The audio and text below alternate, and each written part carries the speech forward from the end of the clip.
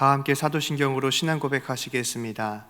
나는 전능하신 아버지 하나님 천지의 창조주를 믿습니다. 나는 그의 유일하신 아들 우리 주 예수 그리스도를 믿습니다.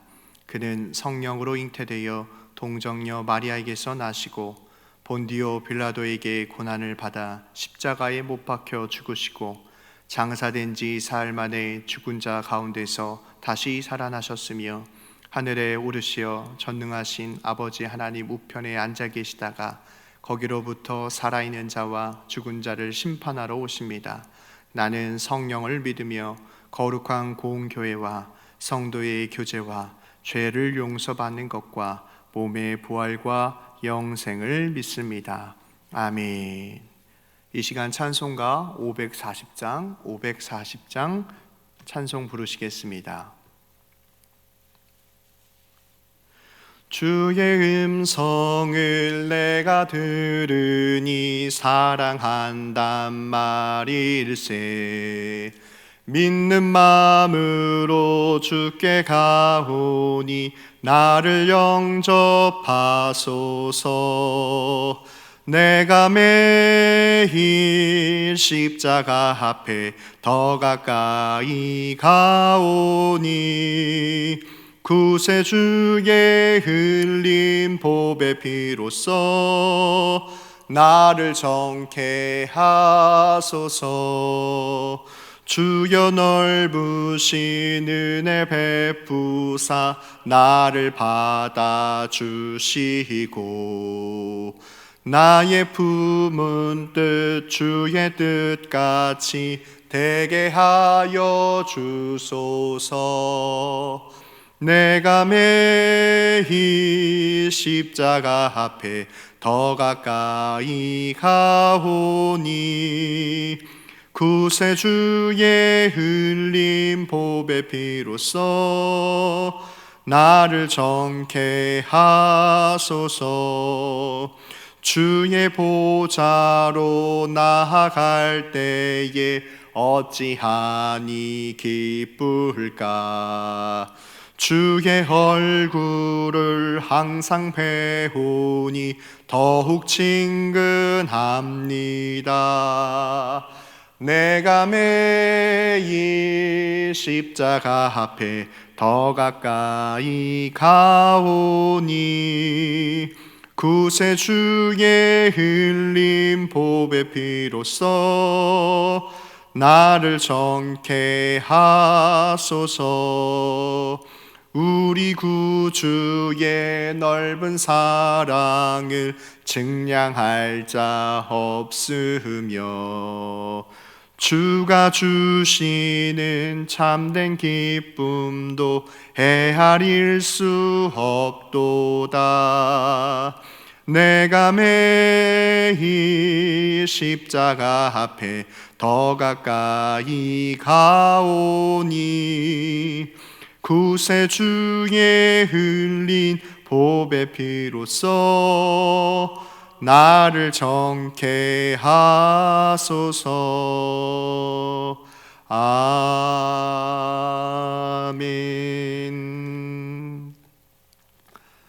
오늘 함께 나누실 말씀은 신약성경 사도행전 7장 20절에서 22절까지의 말씀입니다. 제가 가지고 있는 성경 신약성경 198페이지입니다.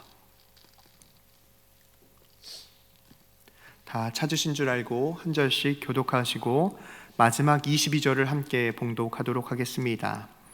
그때에 모세가 낳는데 하나님 보시기에 아름다운지라 그의 아버지의 집에서 석 달 동안 길리더니 버려진 후에 바로의 딸이 그를 데려다가 자기 아들로 기름해. 함께 읽겠습니다. 모세가 애굽 사람의 모든 지혜를 배워 그의 말과 하는 일들이 능하더라. 아멘. 오늘은 사도행전 7장 20절에서 22절 말씀을 증거하도록 하겠습니다. 사도행전 6장에서 초대교회 7명의 집사를 선출합니다. 그 가운데에 스데반은 하나님께서 허락하신 은혜와 권능이 충만하여 큰 기적과 표적을 많은 사람에게 행한 사람입니다.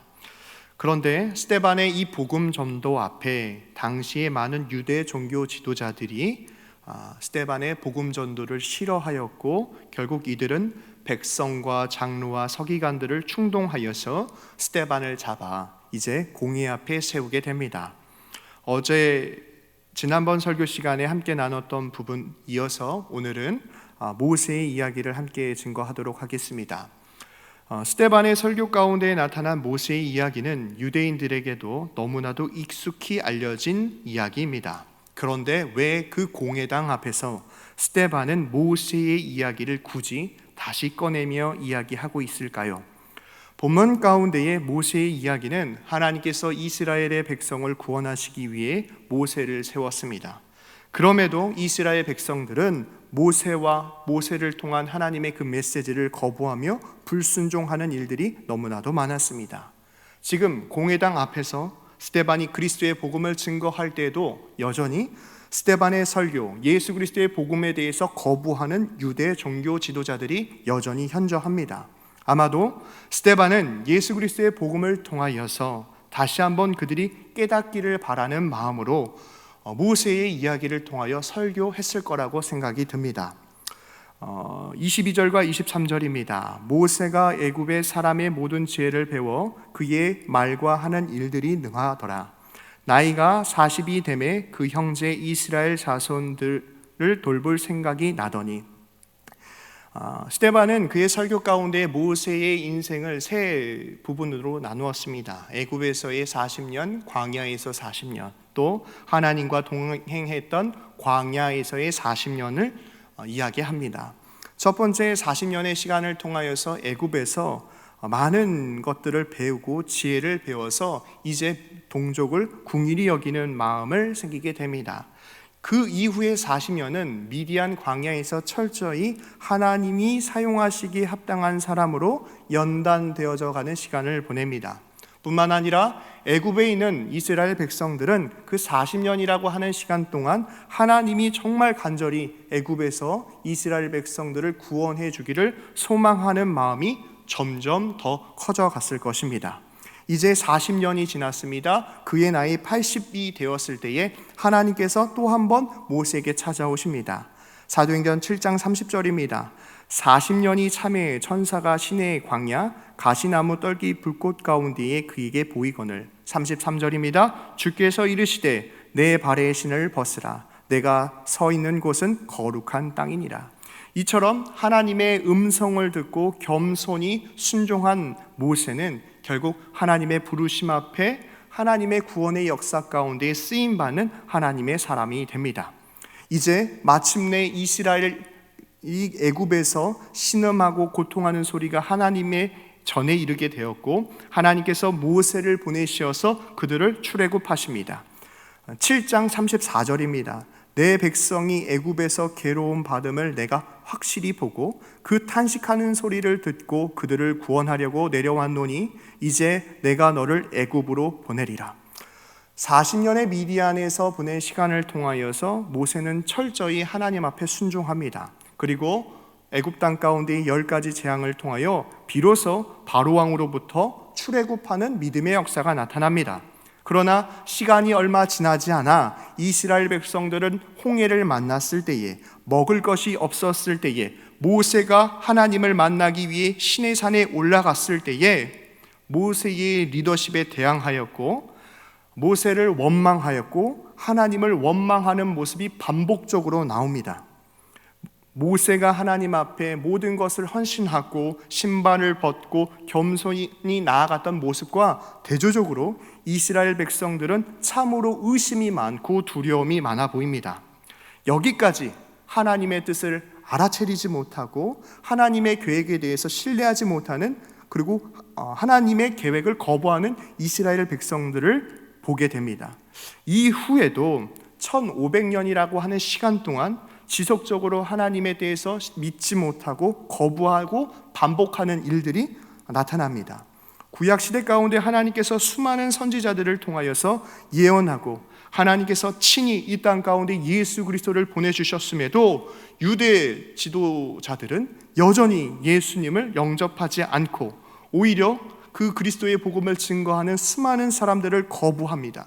심지어 예수님께서 십자가에서 고난을 당하시고 죽으시고 부활하시고 또 승천하셨음에도 여전히 예수님에 대한 거짓 소문을 통하여서 예수님을 받아들이지 않는 이스라엘의 모습을 성경은 말하고 있습니다. 그럼에도 주님은 우리를 향한 하나님의 사랑을 포기하지 않으셨습니다. 지금 공회당 앞에서 스데반이 그리스도의 복음을 담대히 증거할 때에 아마도 이런 마음이었을 거예요. 여러분, 모세를 잘 알고 계시죠? 하나님께서 모세를 통하여 여기까지 인도해 주셨죠? 그럼에도 이스라엘 백성들이 하나님 앞에 불순종했던 그 모습을 통하여 예수 그리스도의 복음을 받아들이고 그들이 깨닫기를 소망하는 마음으로 스데반은 하나님이 주신 복음 전도의 능력을 통하여 담대하게 그리스도의 복음을 증거한 것입니다. 사실 이러한 모습이 지금 이 시대를 살아가고 있는 우리들의 삶 가운데도 쉽게 발견이 됩니다. 우리 삶 가운데 때대로 하나님의 권위에 순종하지 못하고 불순종하고 인정하지 않으려고 하는 삶의 태도와 모습이 너무나도 많아 보입니다. 우리를 구원하시기 위하여 이 땅에 오신 예수 그리스도, 그 하나님의 은혜를 기억하며 오늘도 주와 동행하며 하나님께서 우리의 삶을 인도해 주시는 하나님이심을 깨닫는 강서교회 되시길 바랍니다. 고린도 후서 6장 2절입니다.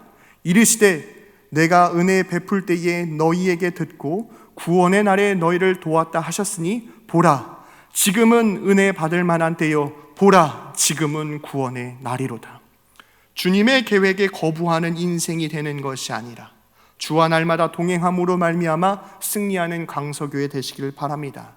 우리의 삶 가운데 때로는 두려움이 찾아오고 잘 모르는 것들이 많을지라도 우리를 창조하시고 기억하시고 사랑하시는 그 하나님의 사랑을 신뢰하며 오늘도 하나님의 말씀을 붙잡고 승리하는 저와 여러분 되시기를 바랍니다. 기도하겠습니다.